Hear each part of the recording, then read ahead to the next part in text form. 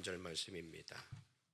로마서 8장 19절로부터 23절 말씀 봉독기 올려드립니다. 피조물이 고대하는 바는 하나님의 아들들이 나타나는 것이니 피조물이 허무한데 굴복하는 것은 자기의 뜻이 아니요 오직 굴복하게 하시는 이로 말미암음이라. 그 바라는 것은 피조물도 썩어짐의 종로로 탄 데서 해방되어 하나님의 자녀들의 영광의 자유에 이르는 것이니라. 피조물이 다 이제까지 함께 탄식하며 함께 고통을 겪고 있는 것을 우리가 아느니라. 그뿐 아니라 또한 우리 곧 성령의 처음 익은 열매를 받은 우리까지도 속으로 탄식하여 양자될 것 곧 우리의 몸의 속량을 기다리느니라. 아멘. 할렐루야. 한 주간 여러분 무엇을 쫓고 그리고 무엇을 바라보고 무엇을 향하여 가다가 이 자리에 오셨는지요? 여러분이 한 주간을 마음을 빼앗겼든지 아니면 무언가를 쫓았던 것들이 있을 겁니다. 우리 옆에 있는 분들과 이렇게 인사합시다.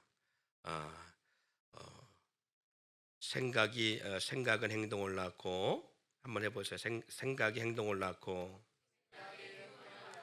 행동은 습관을 낳고, 습관은 그 사람이 당신의 인생을 운명짓습니다. 여러분의 인생을 운명짓습니다. 다시 한번 제가 잘 정리해 볼게요. 여러분의 행동은 우리의 생각은 우리의 삶에 행동을 낳게 합니다. 그것이 말이든 아니면 행동이든 어떤 행동을 낳아요. 그래서 생각은 행동을 하게 되어 있습니다. 우리가 생각한 것을 행동하게 돼 있다는 얘기입니다. 집에 들어가면 게임을 해야지. 그런 생각을 가지고 집에 들어가면 게임을 하게 되어 있어요. 우리의 학생들이나 다음 세대들은 방학이 되니까 이 방학 되면 할 게 없어. 그러니까 엄마 아빠 출근하고 없으면 게임해야지. 그런 생각을 하게 돼. 뭐 다 큰 청년들도 보니까 게임에 빠져갖고 밤 12시까지 넘게 하더라고. 나는 우리 아들 군대가 훈련받고 있는데 게임하고 싶어서 어떻게 어디나 싶어요. 그래서 사람은 생각을 하잖아요. 그러면 행동하게 되어 있습니다. 그 행동이 한 번, 두 번 되어지면서 뭐가 되어져요? 습관이 되어져요. 그래서 아마 군대 생활에 가장 힘든 것은 핸드폰을 쓰지 못하는 것일 거예요. 핸드폰을. 여러분도 마찬가지입니다. 핸드폰을 갖고 있다가 핸드폰을 어디다 두었다든가 아니면 잃어버리면 그것 좀 답답한 일이 없지요. 아무것도 못할 거예요. 자, 그것처럼 행동하게 돼 있어요. 자꾸 우리는. 그리고 그것이 습관이 되어져서 어느 순간 그것을 안 하게 되지 못해 되냐? 우리는 금단 현상을 겪게 되어집니다. 금단 현상. 그 습관이 뭘 하느냐? 결국 그 사람의 생을 운명 짓는 역사를 만들어냅니다. 그러니까 어떤 생각을 하느냐에 따라서 그 사람의 운명이 바뀝니다. 여러분 어떤 운명의 삶을 살아갈 건가요? 우리는 그것을 참 중요하게 여기고 생각하고 그리고 우리의 마음에 다짐을 가지고 살아야 될 줄 믿습니다. 오늘 본문의 말씀을 통해서 모든 피조물들이 간절히 바라는 것이라는 주제로 말씀을 나누려고 합니다. 모든 피조물들, 그 피조물들이 정말 간절히 바라고 소망하는 것이 있답니다. 그것이 뭔가 했더니 오늘 본문 가운데 그렇게 알고 있잖아요.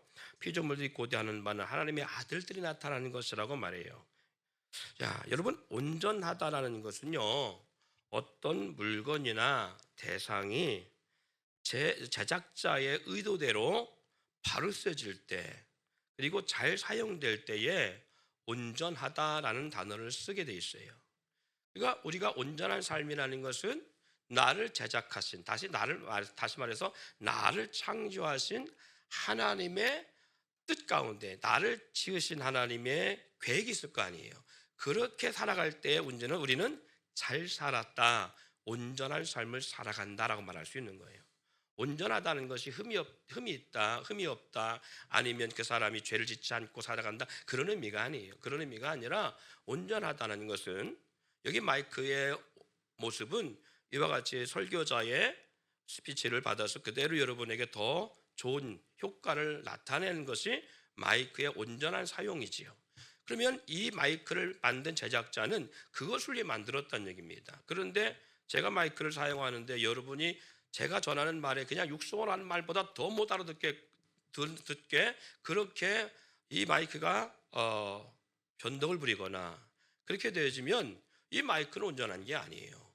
그래서 자기 역할을 온전히 감당할 때 우리는 온전하다라고 말합니다.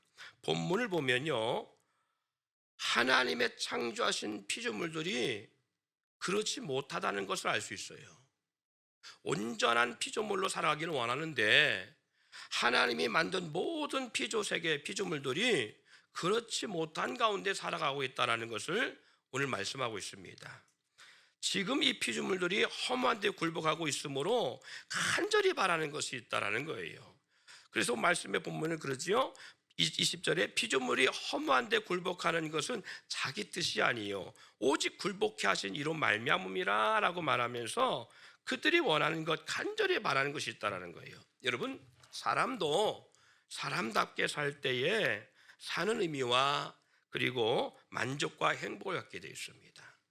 우리가 남자 여자가 서로 만나 결혼하잖아요. 결혼할 때에 꿈꾸는 게 있어요. 그게 뭐냐면 내가 이 남자를 만나서, 내가 이 여자를 만나서 행복하게 살고 싶은 거예요. 그렇죠? 예, 행복하게 살고 싶은데 사육당하고 살고 싶겠어요? 그건 아닐 거란 얘기입니다. 여러분, 좀 아까 봤던 우리 워룸이라는 영화에 그 할머니 캐릭터 있잖아요. 그분이 실질적으로는요, 평생을 남편의 어마어마한 폭력 속에 살아왔어요. 실질적 주인공은. 그리고 평생 믿음 생활하면서 남편의 모든 고난을 그래서 지하에 감방에 갇혀 살듯이 지하에 처박혀 살았어요. 평생을. 이게 그 할머니 진짜 삶의 모습이에요. 그러니까 이 할머니는 연기를 하면서 연기가 아니라 삶의 본질을 고백하고 있는 거예요. 어떻게 보면. 여기에 젊은 여성도 마찬가지입니다. 사람은요, 사람답게 살 때에 내가 삶의 의미가 있고 만족과 행복을 갖게 되어 있어요. 짐승처럼 살면 사람으로 태어나 살아가는 의미를 갖지 못할 뿐만 아니라 비참함과 참담함을 느끼는, 그래서 불행한 삶을 산다라고 그렇게 스스로가 정의할 수밖에 없다는 거예요. 그래서 남자나 여자나 서로 사랑하며 결혼하고 살아갈 때에 우리는 상대와 더불어 사람답게 살고 상대와 더불어 내가 원하는 아름다운 결혼의 꿈을 가지고 그렇게 살아가기를 원한다는 거지요. 그런데 그렇지 못하는 삶을 살아가면 우리는 결혼한 것에 대해 후회할 수밖에 없고, 그리고 결혼이라는 것을 통해서 우리는 뭐가 된다? 행복한 것이 아니라 족쇄가 되어지고 내 운명의 치명적인 고통의 그러한 계기가 되는 수밖에 없는 것이지요. 마치 이스라엘 백성이 애굽에서 노예의 삶을 살며 고통하며 조상 아브라함과 약속을 기억하고 그 애굽에서 노예 생활하며 남편이 죽고 그리고 자기가 임신하여 10달 동안 그 임신의 고통 가운데 출산했는데 사내 아이면 죽여야만 되는 그 비참한 현실을 그들은 경험하고 있잖아요. 그래서 이들이 하나님 앞에 부르짖은 거예요. 하나님, 우리를 구원해달라고. 우리 조상 아브라함 때 말씀하신 것처럼 우리를 약속의 땅에 보내달라고. 하나님 기억해달라고. 여러분, 나치와 히틀러로 인해서 얼마나 많은 유태인들이 학살과 그 만행의 역사를 경험합니까? 우리 일제치하도 마찬가지였잖아요. 그래서 일본 사람 하면 좋은 인식보다는 나쁜 인식이 우리 과거의 선배들, 부모 세대가 겪었던 일이고, 그리고 그 역사는 지금 우리 가운데도 자녀인 우리 세대도 결코 달갑지 않은 모습으로 다가와 있다는 겁니다. 피조물이 본문에서 어떤 상태로 말합니까? 바로 그런 상태를 말하는 거예요. 그들이 원하는 삶이 아니라 그들이 원치 아니하는 고통의 삶을 살아가고 있다는 거예요. 어떤 환경과 역사 가운데 살아가도록 창조되었으며 지금은 왜 탄식하는가? 한번 본문을 잘 보세요. 여러분, 피조물들이 어떤 환경과 역사 가운데 살아가기를 원하면서 하나님은 창조했을까? 그런데 왜 지금은 이 피조물들이 이 고통 속에서 간절히 바라는 게 있을까? 여기 보니까 창세기 2장 4절로 9절에 보니까요, 이렇게 기록되어 있습니다. 이것이 천지가 창조될 때의 하늘과 땅의 내력이니, 하늘과 땅의 역사라는 거예요. 내력이라는 거예요. 그리고 이렇게 말합니다. 여호와 하나님이 땅과 하늘을 만드시던 날에 여호와 하나님이 땅에 비를 내리지 아니하셨고 땅을 갈 사람도 없었으므로 들에는 초목이 아직 없었고 밭에는 채소가 나지 아니하였으며. 사랑하는 여러분, 들에 초목이 왜 없어요? 밭에 채소가 왜 나지 않아요? 그 이유가 뭐예요? 땅을 갈 사람, 다시 말해서 땅을 다스릴 사람이 없으므로, 땅을 다스릴 사람이 없으므로 아직 산과 그리고 들과 자연 속에 식물과 과목들이 나지 않고 자라지 않고 있다는 거예요. 자, 그리고 나서 이렇게 말합니다. 7절에 여호와 하나님이 땅의 흙으로 사람을 지으시고 생기를 그 코에 불어넣으신 사람이 생명이 된지라. 그리고 8절 이렇게 말씀하고 있지요. 여호와 하나님이 동방에 에덴의 동산을 창설하시고 그 지으신 사람을 거기 두시니라. 에덴을 창설하시고 지은 사람을 거기에도, 흙으로 지은 사람을 거기에 두었다라는 거예요. 자, 9절 천천히 읽어봅시다. 시작.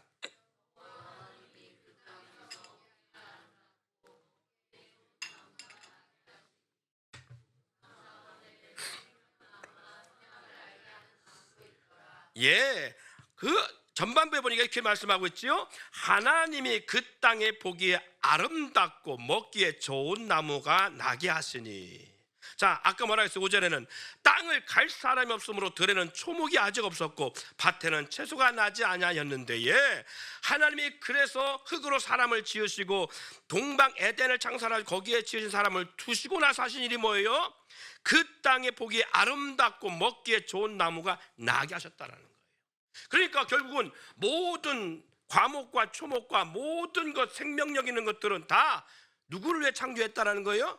아담을 위해서, 사람을 위해서 창조했고 지었다라는 거예요.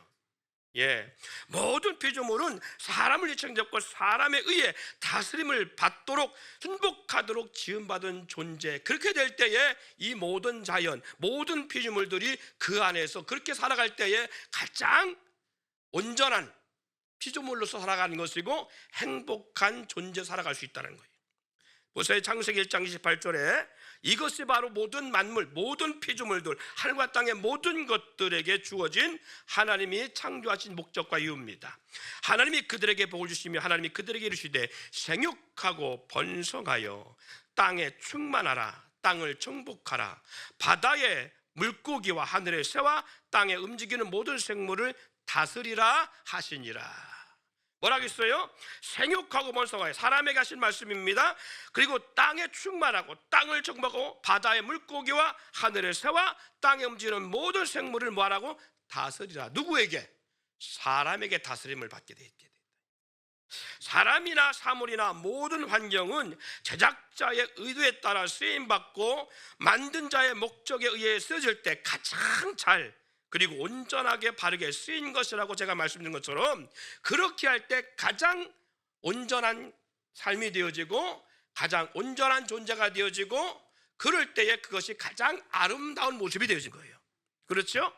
그렇다면 피조물들이 가장 아름다운 건 뭐냐? 사람에게 다스림 받는 거예요. 사람에게. 사랑하는 여러분, 오늘날 이것을 좀 더 이런 표현하면 좀 쉽게 이해될 거예요. 여러분, 나무는 공중에 있어야 돼요? 땅에 그 뿌리를 내리고 있어야 돼요? 어떻게 잘 아셔? 네, 그래요. 나무는 땅에 그 뿌리를 받고 살아갈 때에 가장 아름다운 모습인 거예요. 새는 그럼 어떻게 했어요? 새는 그 다리를 땅에 묻고 살아가야 되는 거예요? 아니지요. 새의 가장 아름다운 것은 공중을 나를 때입니다. 그러면 물고기는 어디에 있을 때 가장 자유롭고 행복하겠어요? 물속에 살아갈 때 가장 행복하고 자유로운 것이에요. 새는 하늘을 날 때 가장 행복하고 자유롭고요, 물고기는 바다를, 그리고 땅에서 기어다니고 뛰어다니는 모든 동물들은 땅에서 그 발을 두고 살아갈 때에, 그리고 나무는 땅에 그 뿌리를 두고 살아갈 때에 가장 온전한 것이고 가장 아름다운 것이고 가장 행복한 것이다. 그것처럼 모든 피조물들은 사람으로 인하여 다스림 받고 살아갈 때에 가장 아름다운 것이에요.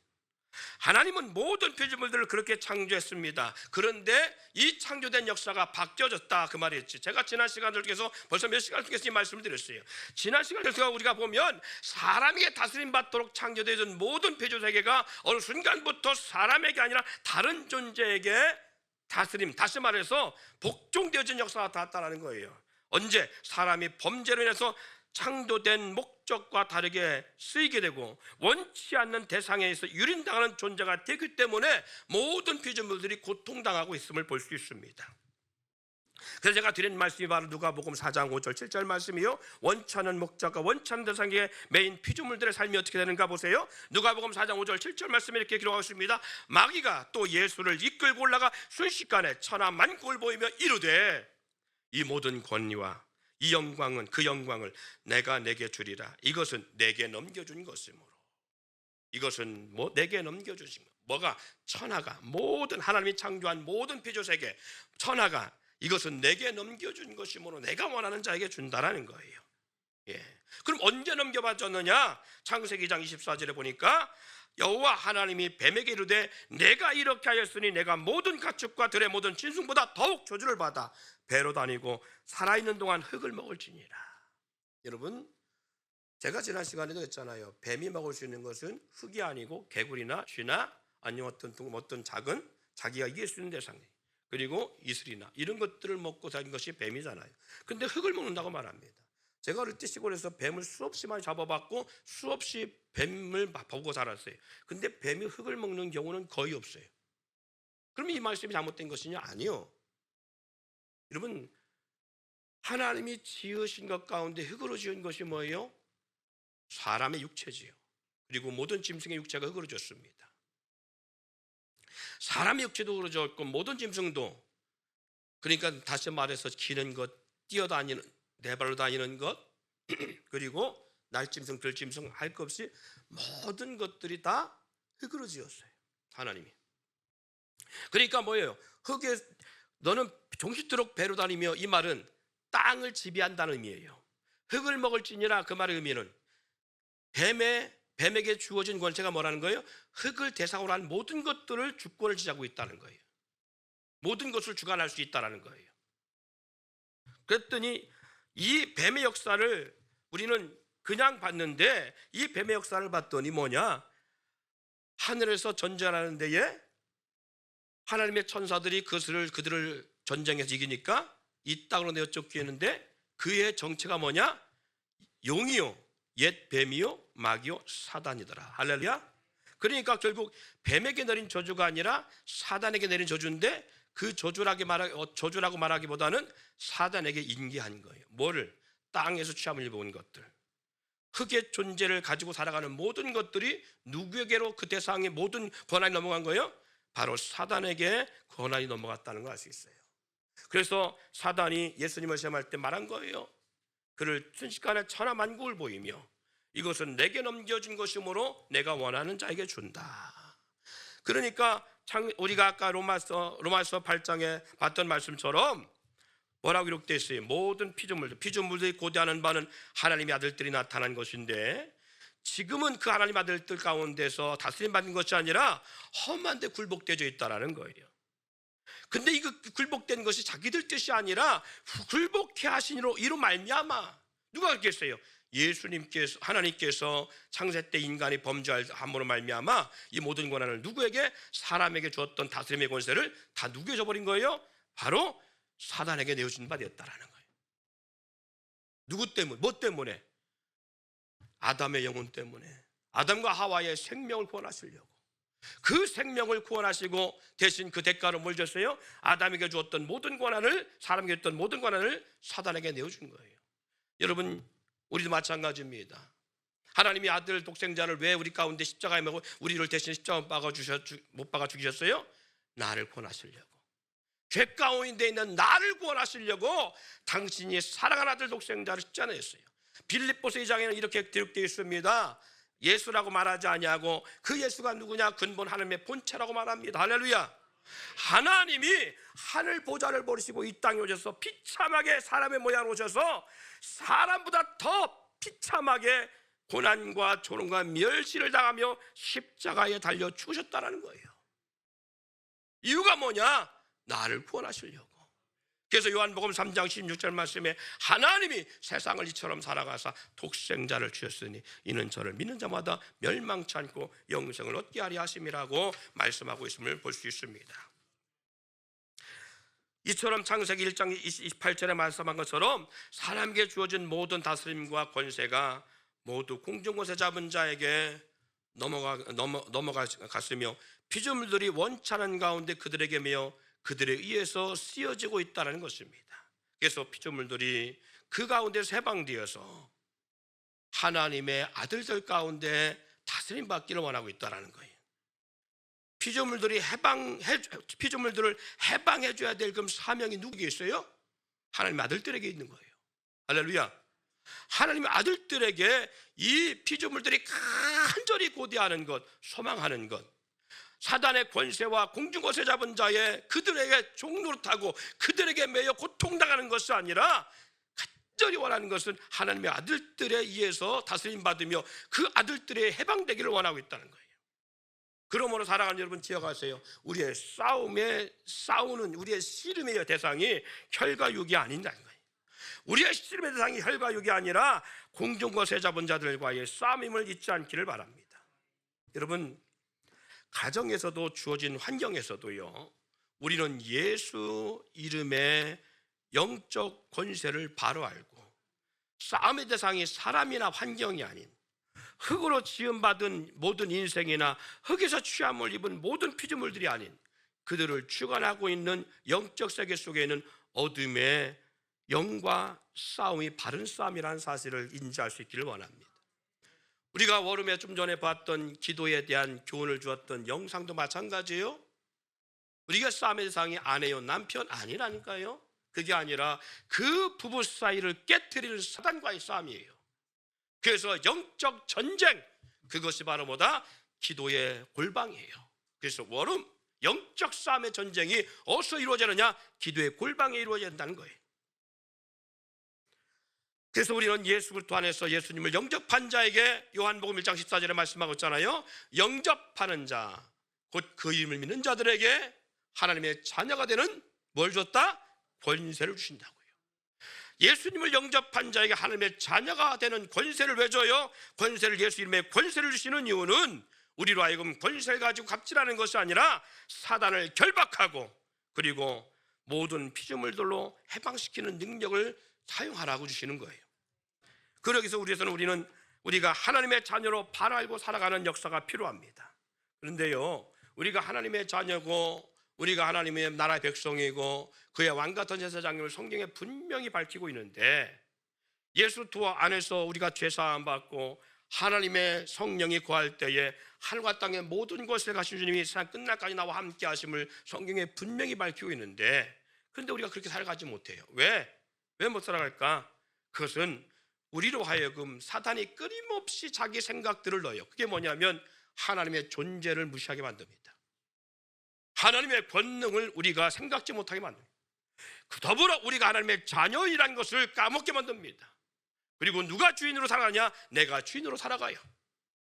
하나님의 자녀의 권세를 소유한 자라는 사실을 잃어버리게 만들어서 우리로 하여금 세상 속에 믿기 전의 모습과 다르지 않은 삶을 살아가게 만드는 끊임없이 생각을 타고 우리 생각 속에 자기의 생각을 넣어서 그리스도 안에서 구원받았고 거듭났음에도 불구하고 그 삶을 살아가지 못하게 만들고 있다는 거예요. 그래서 이 대표적인 학문이 뭐냐? 진화론이에요. 진화론. 여러분, 진화론들. 여러분, 그래서 이 진화론은 과학적이라고 말하는데요, 실제로 제일 맞지 않은 게 진화론입니다. 그래서 가설이라는 단어를 씁니다. 가설. 그렇게 되었을 것이다. 그렇게 되었을 것이다.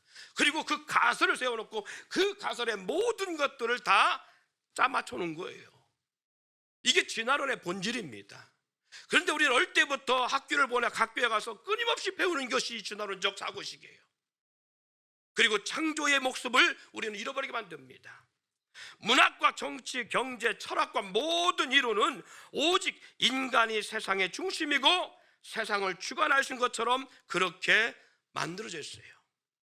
그런 가운데 스스로 신이 되고자 하여 인간이 되고자 했고, 그런 신이 되고자 했지만 그럼에도 불구하고 인간이 약함을 알기 때문에 스스로 된 인간, 스스로 신이라고 스스로 왕이라고 그렇게 자기 스스로 선포했던 사람들이 뭘 만들어내냐? 내가 섬길 대상을 만들고 나는 그 신으로부터 능력을 부여받은 자다라고 해서 고대로부터 모든 왕들은 누구의 아들로 나와요? 다 신의 아들로 나오는 거예요. 다 신의 아들로.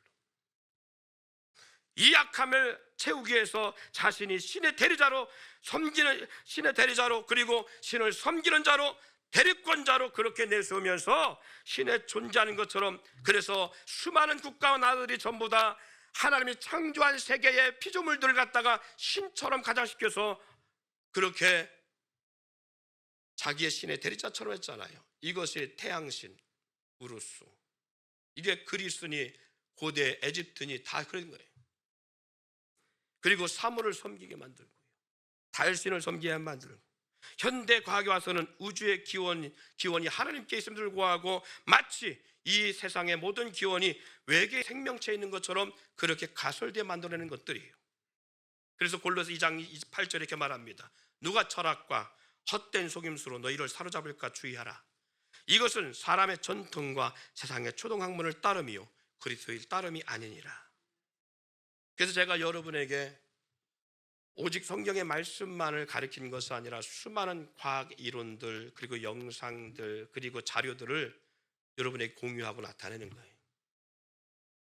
과학적으로도 성경이 얼마나 정확하신 것인지, 그리고 자연적으로도 성경이 얼마나 정확하게 역사하고 있는지, 그리고 모든 본질적인 모습을 통해서 성경이 얼마나 정확하고 성경의 본질이 이것이 정말 진리라는 것을 증거하기 위해서 모든 자료들과 함께 여러분이 하고 있는 거예요. 에베소 2장 2절 3절에 말하지요. 그때 너희도 그 가운데 행하여 이 세상의 풍주를 따르며 공중의 권세 잡은 자를 따랐으니 곧 지금을 선종의 아들들 가운데 역사하는 영이라. 전에는 너희도 다 그 가운데서 우리의 육체 욕심을 따라 지내며 육체와 마음이 원하는 것을 하여 다른 이들과 같이 본질상 진노의 자녀이었더니. 여러분, 하나님께서는 이 세상의 모든 만물을 창조하신 분임을 분명히 설명하고 있고, 모든 만물과 모든 사물과 모든 피조 세계를 통해서, 너희가 폼을 통해서 이게 누가 만들었고 이 세상이 어떻게 운행되어지는 것을 사람이 보아서 알 수 있겠어요. 그런데 인간은 전 말한 것처럼 이 세상의 주관자가 누구라고요? 하나님께서 우리의 영혼을 살리시려고 아담에게 줬던 모든 관을 사단에게 넣어주니까, 사단은 이 세상의 모든 하늘과 땅의 모든 영광과 그리고 권세를 자기 손에 쥐고 자기가 입맛에 맞는 사람들, 자기에게 복종하는 존재들, 자기에게 경배하고 우상을 숭배하고 신을 섬긴다 말하는 이 사단을 숭배하는 자들에게 다 권한을 줘요. 그리고 그렇게 해서 그 사람들 중에서 정치, 경제, 문학의 모든 역사의 역사를 다 만들어내요. 다.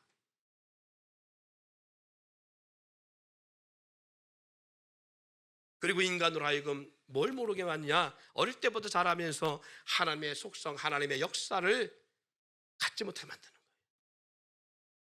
하나님의 살아계심을 알지 못하게 만드는 거예요.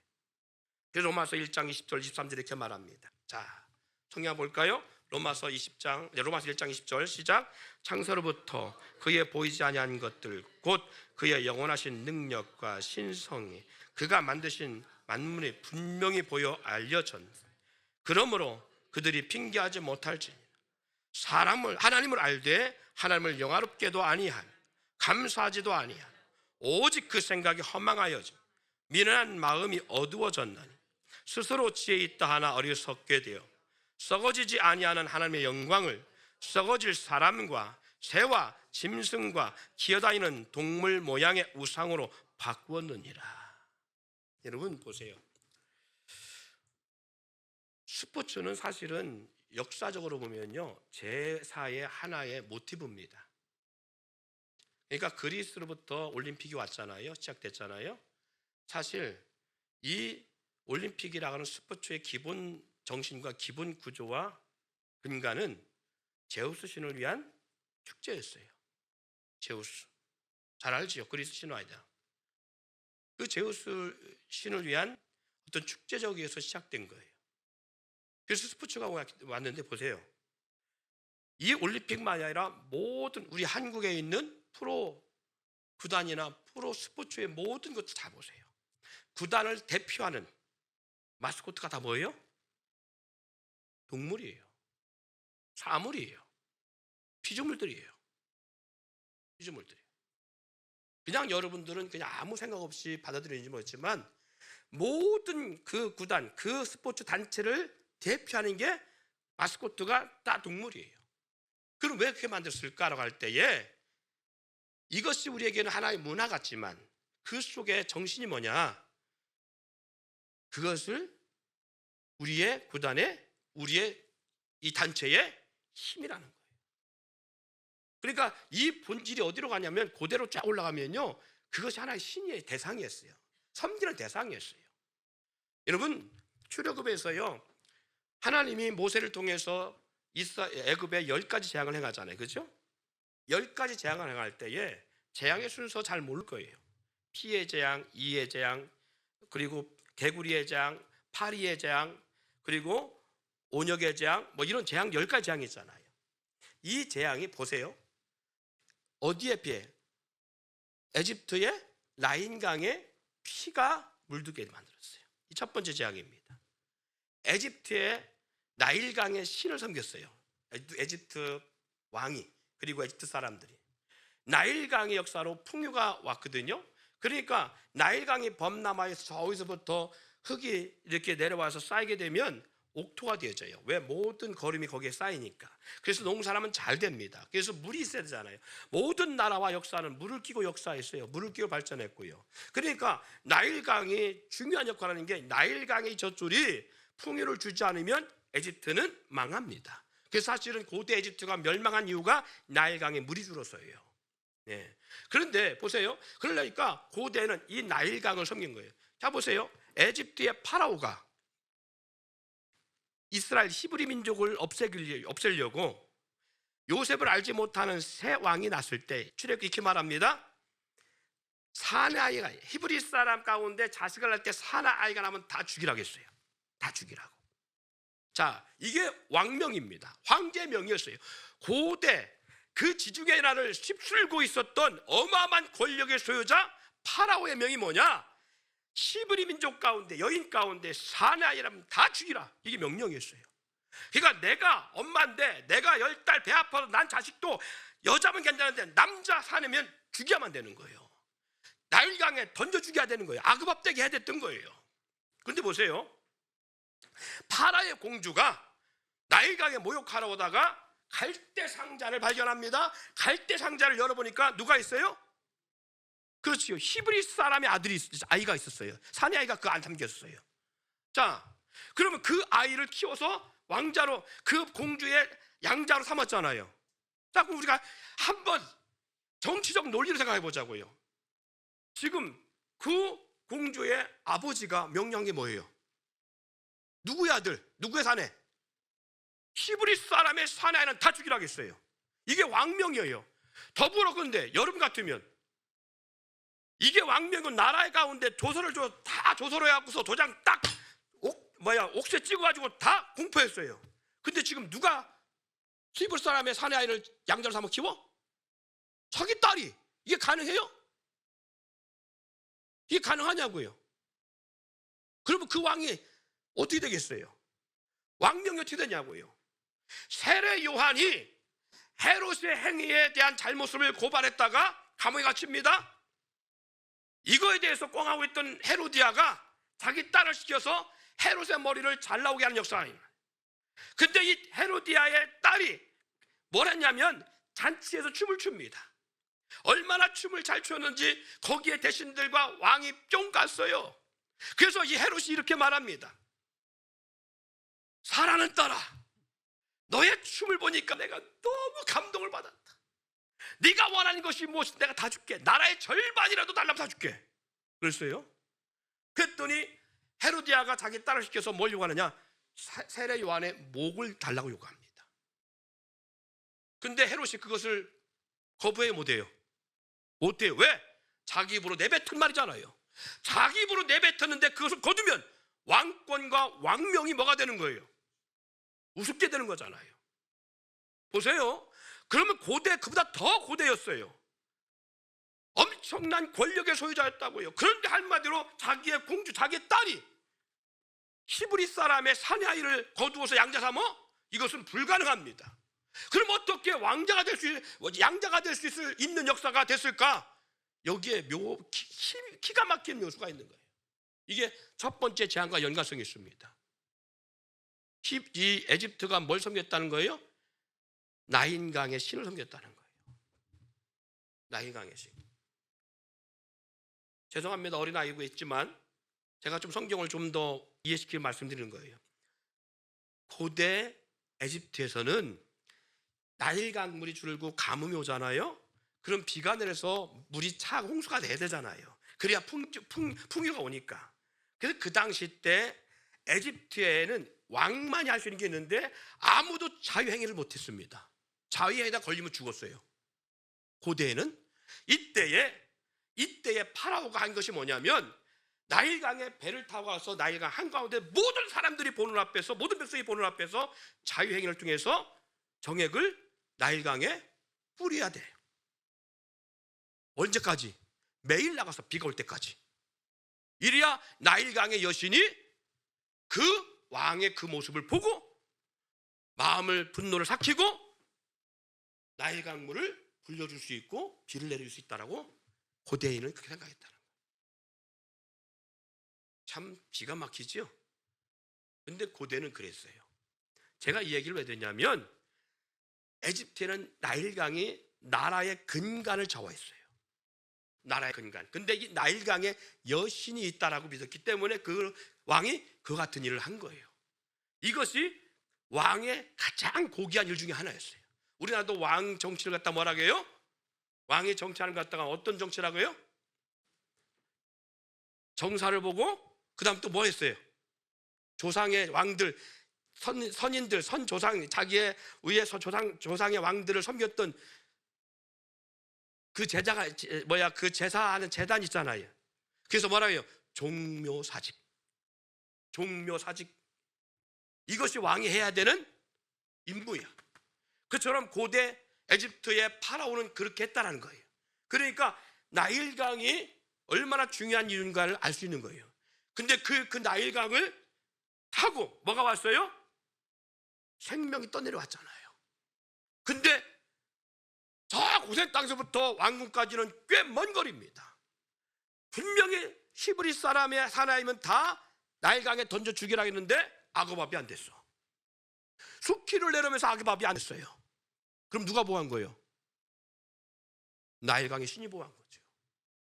그러니까 함부로 죽일 수 있어 없어? 못 죽여요. 그러니까 왕도 받아들일 수 없는 거예요. 이게 하나님의 놀라운 역사입니다. 이게. 자, 제가 드리는 의미가 바로 이런 부분이에요. 그러니까 보세요.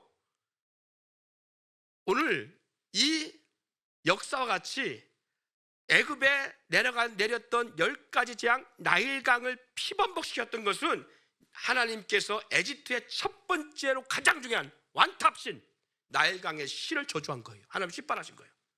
두 번째, 에집트에서 강이 풍요를 주듯이 풍요와 다사는 고대 나라의 모든 사람들이 갖고 있는 소망이고 지금 우리도 마찬가지입니다. 지금 우리에게 풍요를 주는 것이 뭐예요? 부유를 주는 것이 뭐라고 생각해요? 돈이지요. 그래서 지금은 돈이 우상입니다. 고대에는 뭐가 우상이었어요? 그래서 고대에는 다산하면 가장 많이 번식하는 게 뭐예요? 파리요, 메뚜기요, 그리고 뭐예요? 온육이요, 이요, 그리고 개구리요. 이런 것들이 모두 다산입니다. 그래서 그 당시 때 이런 모든 동물들과 곤충들이 다 뭐가 된 거예요? 그 당시 때 신이 된 거예요, 신. 근데 이 모든 것들은 누가 창조하신 거예요? 하나님이. 누구를 위해서? 사람을 위해서. 사람을 위해서 사람에게 다스림 받고 사람에게 충성하라고 만들어준 이 피조물들인데 사람은 어리석어서 본문에 지금 로마서 말씀한 것처럼 스스로 지혜 있다 하나 어리석게 되어 썩어지지 아니한 하나님의 영광을 썩어질 사람과 새와 짐승과 기어다니는 동물 모양의 우상으로 바꾸었느니라. 그러기에 피조물이 고대하는 것은요, 매임에서 해방되어 하나님의 자녀들에게 통치받는 것이 피조물이 고대하는 거라. 시내에서는 큰 나무를 못 봐요. 그런데 시내에 가끔 가다 보면 그 지역 동리에 자랑할 만한 대표적인 나무가 있어요. 몇백 년씩 된 나무들이 있잖아요, 그죠? 근데 나무들이 보면 다 뭐가 되어 있어요? 고목이 되어 있어. 안에가 텅 비어 있어. 여러분 왜 비어 있는 줄 아세요? 나무가 오래됐기 때문에 비어 있지는 않아요. 1000년 가깝게 된 나무들도 속이 꽉 차인 나무들도 많아요.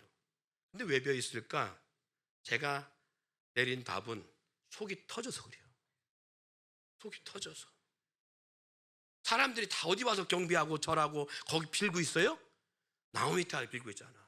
내가 당신들을 위해서 당신들을 섬겨야 되고 당신들을 위해 있는데 왜 당신은 내게 와서 내가 이 땅에 태어난 것은 오직 당신들을 위했는데 당신이 왜 내게 와서 절합니까? 속이 터진 거예요. 그래서 속이 터져서 이렇게 막 썩어 문드러진 거예요. 이해되세요? 사랑하는 여러분, 에덴 동산에서 아담과 하와에게 죄 아래 놓이기 전까지는 하나님이 창조한 모든 역사대로 이루어지다가 범죄한 이후부터 그렇게 된 거예요. 그래서 죄 문제가 해결되지 않으면 이 문제가 해결될 수 없기 때문에, 죄는 사망의 권세 아래이기 때문에 이 문제가 해결될 수 없기 때문에 예수 그리스도가 이 땅에서 죄 문제를 해결하시고 우리에게 이 권한을 다시 회복해 하는 놀라운 역사가 일어난 거예요. 그래서 요한일서 3장 8절에 이렇게 말합니다. 죄를 지는 자마다 마귀에 속하나니 마귀는 처음부터 범죄함이라. 하나님의 아들들이 나타난 것은 마귀를 멸하심이라. 할렐루야. 예. 그래서 예수 그리스도가 이 땅에 오신 이유는 죄와 사망에서 해방하기 위해서, 그리고 죄로 하나님과 원수되어 멀어졌던 관계를 회복하기 위해서, 그리고 하늘과 땅의 모든 권세를 가지고 우리와 동행하기 위해서 십자가 역사를 이루신 거예요. 예수 그리스도로 말미암아 우리로 하여금 어떤 것을 이루기 위해서 왕같은 제사장으로 우리를 다시 존귀한 자로 세우기 위해서, 예수 이름의 권세와 자녀의 권세를 회복하기 위해서 우리 주님이 십자가의 모든 역사로 완성했어요. 그래서 오늘 성경 속에 보니까 마가복음 16장 17절 18절에 이렇게 기록되어 있습니다. 믿는 자들에게는 이런 표적에 따르니 곧 그들이 내 이름으로 귀신을 쫓아내며 쇠 방언을 말하며 뱀을 집어올리며 무슨 독을 맞지라 해를 받지 아니하며 병든 사람에게 손오는 즉 나으리라 하시더라. 우리가 믿는 우리 가운데 이 권세가 주어지겠다는 거예요. 그러기에 사탄을 대적하고 승리를 위해서 우리는 어떤 삶을 살아냐? 성령 충만한 삶을 살아야 됩니다. 예. 에베소 6장 11절 13절 말씀 같이 읽어볼까요? 에베소 6장 11절 13절. 자, PPT 좀 찾아주세요. 같이 읽어보게. 되어 있습니다. 시작. 마귀의 관계를 내내 대적하게 하여 하나님의 전신갑주를 입으라. 우리의 씨름은 혈과 육을 상대하는 것이 아니요 통치자들과 권세들과 이 어둠의 상수관자들, 하늘에 있는 악의 영들 상대함이라. 그러므로 하나님의 전신갑주를 취하라. 이는 악한 날에 너희가 능히 대적하고 모든 일을 행한 후에 서기 위함이라. 아멘. 영적 전신갑주를 입는다는 것은 성령 충만함으로 깨어있는 삶을 의미합니다. 헛된 철학과 이론에 매이지 않고 하나님 말씀의 권능에 살아 역사하도록 하는 삶을 말합니다. 예수님이 이겨놓은 영적 싸움과 환경에서 우리는 다시 죄와 사망 아래 매인 환경의 삶을 바라보며 거기에 매이지 아니함. 마치 광야의 역사처럼 애굽으로 돌아가지 못하도록, 그리고 애굽에 대한 생각지 못하게 하고 애굽의 문화와 애굽의 모든 사고와 모든 뼛속까지 애굽의 것으로 되어진 그들의 사고를 오직 하나님만 바라보며 그 하나님께서 나온 말씀으로 살아가기 위해서 광야 40년 동안 몰아넣고 그들로 하여금 하나님의 말씀을 날마다 함께하게 한 것처럼, 그럴 때에 하나님의 살아계심과 모든 세계가 하나님의 뜻과 역사임을 믿음으로 여호와의 입에서 나온 말씀대로 살아 약속의 땅을 바라보고 들어갈 수 있는 능력이 주어지기에 하나님은 40년 동안 광야에서 그들을 말씀의 사람으로, 말씀의 민족으로, 말씀을 따르는 삶으로 그렇게 훈련시킨 것입니다. 여러분, 요한복음에서 이와 같은 말씀을 이렇게 말합니다. 주님은 거듭나지 아니하면 하나님 나라를 볼 수 없고 볼 수 없는 자들은 들어갈 수 없다고 말합니다. 사랑하는 여러분, 광야에서 애굽을 바라본 자들은 못 들어갔어요. 그러나 믿음의 땅을 바라본 여호수아 갈렙은 들어갔잖아요. 그 땅을 우리 가운데 하나님이 주셨습니다. 하고 믿음으로 바라본 자들은 들어갔어요. 그러나 애굽을 동경하고 애굽의 문화 속에 철저하게 애굽화되어진 사람들은, 변화되지 않는 사람들은 광야에서 다 죽었어요. 왜? 약속의 땅을 바라지 못했으니까. 그래서 요한복음 3장 5절 6절 말씀, 3절 5절 말씀 보니까 예수님이 니고데모 가운데 대화 중에 이렇게 말하지요. 예수께서 대답하여 이르시되 진실로 진실로 내게 이르노니 사람이 거듭나지 아니하면 하나님 나라를 볼 수 없느니라. 니고데모가 이르되 사람이 늙으면 어떻게 날 수 있습니까? 두 번째 모태에 들어갔다 날 수 있습니까? 라고 물으니까 예수님께서 니고데모에게 대답합니다. 진실로 진실로 내게 이르노니 사람이 물과 성령으로 나지 않으면 하나님 나라에 들어갈 수 없느니라. 볼 수 없으면 들어갈 수 없다라는 거예요. 주님은 이 성령 시대에 와서는 교회의 머리가 되시는 방법을 사용하셨습니다. 고대 광야에서는 그들에게 부지런히 하나님 말씀을 가르침을 통해서 하나님의 말씀대로 살아가는 삶을 알게 하고, 그렇게 40년 동안 훈련시켜서 약속의 땅을 바라보고 들어가겠다면, 지금 우리에게 영원한 나라 들어가게 하시는 방법 중에 하나가 뭐냐? 지금 이 시대에는 성령이 우리 가운데 역사하셔서 우리 교회된 우리의 머리가 되어서 우리를 주관해 가시는 거예요. 그래서 오순절 성령이 각 사람 머리에 머물러 생각을 압도하시고 성령의 역사로 교회의 머리가 되어주신 것입니다. 여러분, 제가 처음 말씀 나누기 전에 했던 거잖아요. 생각이 행동을 낳고, 행동은 습관을 낳고, 습관은 그 사람의 운명을 결정짓는다고요. 생각이 주님 뜻에 사로잡히면 말과 행동이 달라집니다. 여러분, 3년 동안 예수님을 따랐던 사도들이요, 그렇게 예수님이 말씀하셨던 말씀을 기억하지 못하고 그렇게 자기 생각들이 항상 앞섰어요. 너희가 나를 버리고 도망가리라. 도망갔고요. 베드로에게 네가 닭이 2번을 죽여 나를 3번 부인하리라 했을 때 부인했고요. 다 생각들이 자기들 중심이었어요. 3년 동안 말씀을 따랐어도, 예수님을 따르며 들었어도, 이적과 기적을 보며 말씀을 들었어도 그들의 삶의 변화가 별로 일어나지 않았어요.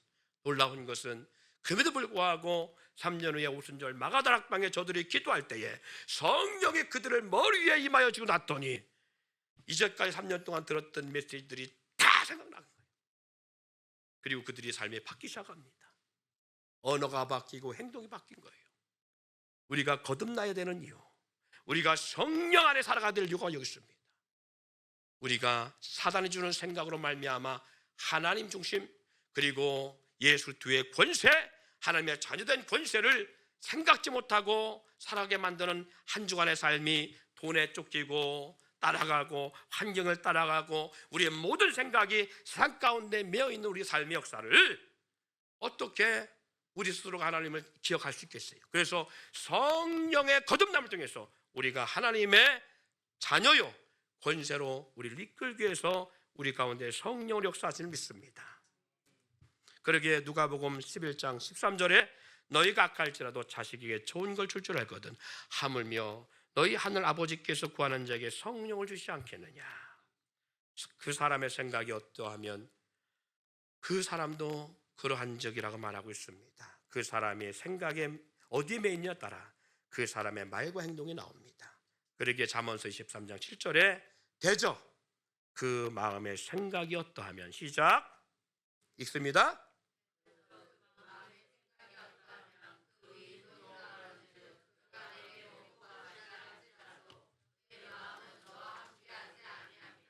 아멘. 그래요. 여러분 기억하세요. 아까 우리가 월음이라는 영화를 통해서, 영상을 통해서 잠깐 우리가 교훈 삼았습니다마는 사탄이 요구하는 게 뭐냐? 관계 거절이고 관계가 깨어지는 거고 나눠지는 겁니다. 여러분 생각해 보세요. 내가 순종하지 않는데 내 모든 피조물들이 고대하는 것처럼 우리의 몸도 요구하는 게 있어요. 우리 육체의 이 피조물도 간절히 고대하는 게 있는지 뭐냐? 내 안에 말씀 앞에 복종되어지고 하나님의 뜻 가운데 세워지기를 원하는 것이 우리 육체예요. 이게 육체가 원하는 거예요. 사단도 우리 육체를 그래서 계속 공격하는 겁니다. 육체의 마음의 생각에 자꾸 자기 생각을 넣는 거예요. 원한, 원망, 불평, 그리고 미움, 용서할 수 없는 마음을 계속 집어넣는 거예요. 그래서 우리의 싸움이 육체의 싸움이 아니라는 거예요. 혈과 육의 싸움이 아니라는 거예요. 영적 싸움이기에 본질이 뭔가, 그 본질의 문제의 싸움을 우리는 싸워야 한다는 겁니다. 여러분 보세요. 하나님이 아담과 하와를 왜 아담의 갈빗대를 치어 하를 만들었어요? 둘이 합력하여 선을 이루라고요. 선을 이루라고. 하물며 내 육체가 복종하지 않는데 어떻게 내게 주어지는 환경이 내가 예수 이름으로 선포할 때 복종하여, 내가 예수 이름으로도 내 육체가 복종하지 않는데 내 환경이 어떻게 예수 이름으로 복종되어져요? 안 돼요. 그래서 사단은 끊임없이 무엇을 공격하느냐? 나를 공격하고 나와 함께하는 반려자를 공격합니다. 끊임없이 공격해요. 여기서 승리하면 이겨낼 수 있습니다. 근데 여기 승리 못하잖아요? 그럼 평생 그렇게 매여 살아갈 수밖에 없는 거예요. 이게 사단의 기가 막힌 전략입니다. 아담의 갈빗대를 쥐어 만든 하와도 내 뼈 중에 뼈, 살 중에 살아있던 것도 사단이 공격해서 하와 먼저 무너뜨리고 아담 무너뜨리는데 누구를 못 무너뜨리겠어요? 예수님도 공격한 사단이 누굴 공격 못하겠어요? 공격해요.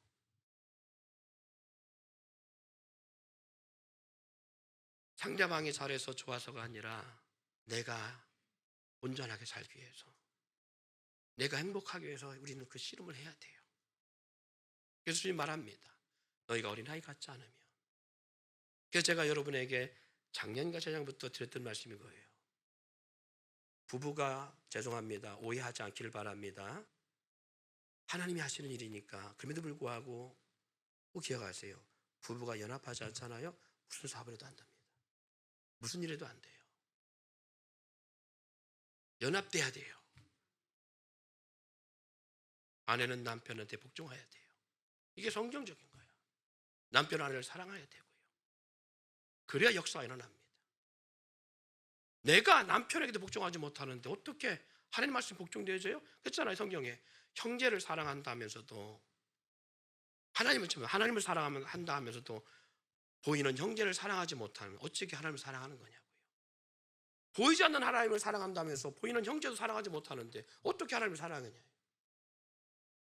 빌립보서 2장 14절 말씀에 13절에 너희 가운데 행하시는 이는 하나님이시니, 이게 성경의 본질이잖아요. 너희 가운데 행하시는 이 하나님이시니. 내 안에 있는 게 아니라 남편 안에도 있고 아내 안에도 있어요. 그러면 우리는 남편에게 복종하는 것이 아니라 그 남편 속에 있는 주님에 복종한다는 생각으로 복종해야 되고, 아내에게 우리가 사랑한다는 것이 아니라 아내 안에 있는 그 안에 계신 주님을 사랑한다는 마음을 가지고 사랑해야 되는 거예요. 그래야 사단이 틈탈 수가 없다니까요. 제가 이건 철저하게 경험한 겁니다. 부부 사이가 깨지면 사탄은 언제든지 치고 들어옵니다. 그래서 가정을 무너뜨립니다. 이게 사단의 전략이에요. 이게 사단의 전략. 가정 무너뜨리면, 부부 사이 무너뜨리면 자녀들 다 무너집니다. 그 가정이 어떻게 온전할 수 있을지 못 써요. 그래서 성경은 말합니다. 서로 화를 낼 수 있고 분을 풀 수 있지만 해가 지기 전에 그 분을 풀라고요. 왜? 사단이 틈탈 까느라고요. 왜? 사단이 틈타면 하나님의 뜻을 이룰 수가 없으니까. 그래서 말씀하고 있는 거예요. 기억하세요. 그냥 어제 오늘처럼 살면 안 됩니다. 2024년은 제대로 살아야 돼요. 지금까지 신앙생활 하면서 그냥 살아도 되겠지? 아니요. 이제 제대로 살아봐야 되잖아요. 여러분 사업도 해봐서 500만 원, 1000만 원, 11조도 해볼 수 있을 만큼 거부도 되어보고 누려도 보고 해봐야 되잖아요. 그런 삶을 누려봐야 돼요. 우리 장로님들은 적어도 세 분 장로님들은 이 사회복을 누려서 그런 축복 역사를 누려봐야 되잖아요. 사람이 많고 적음이 문제가 아닙니다. 하나님 역사 속에 이것을 누릴 수 있는 삶의 역사가 있어요. 그러려면 오늘 우리 여기 앉아 계신 저와 여러분들만 제대로 하나님 안에서 누리면 역사가 일어나요. 여러분 자녀 세계가 어떻게 바뀌는지 알겠어요. 한 사람이 제대로 변하면 천하가 바뀌는 역사를 일어나는 거예요. 그러니까 저와 여러분 기억하세요. 2024년은 그냥 어정쩡하게 그냥 참고 살지가 아니라, 참는 정도가 아니라 다 내려놔야 됩니다. 그리고 용서하고 용납하고 품어야 돼요. 그 어떤 것이든. 하나님이 그래서 합력하여 선을 이루라고 맺어줬는데 평생 살면서 서로 원수되어지고 마음에 겉으로는 풀었다 하나 속으로는 풀지 아니하고 그렇게 살아가면서요, 그러면요 사단에 들고 나는 한 놀이터밖에 안 돼요. 왜 사단에게 밥이 되고 사단의 종이 되고 사단이 원하는 삶을 살아요? 하나님의 자녀의 권세를 갖고 있는데 명하여 사단을 쫓아내고, 할렐루야. 그리고 사단이 틈탈 수 없는 환경을 만들어내고 내 남편이 나가서 정말 하나님 안에서 이 땅에 거부로 살아가고 선한 영향을 끼치고, 그리고 깨어진 가정을 회복시킬 수 있고, 여러분들이 나가서 깨어진 가정들을 회복시키시고, 그리고 그 선한 역사가 여러분의 가정을 넘어서 가정을 넘어서 이 지역을 바꿔놓을 수 있는 역사를 만들어갈 수 있어요. 이것이 교회가 하나님께서 이 시대에 교회를 주신 이유고 교회가 해야 될 사명을 믿으시기 바랍니다. 우리 가운데 역사는 사단을 결박하고 우리 가운데 펼쳐진 모든 피조 세계를 다스릴 수 있는 권세가 주어졌음을 기억하시고 이 권능을 누리며 살아갈 수 있는 복된 성도 되기를 주님을 축원드립니다.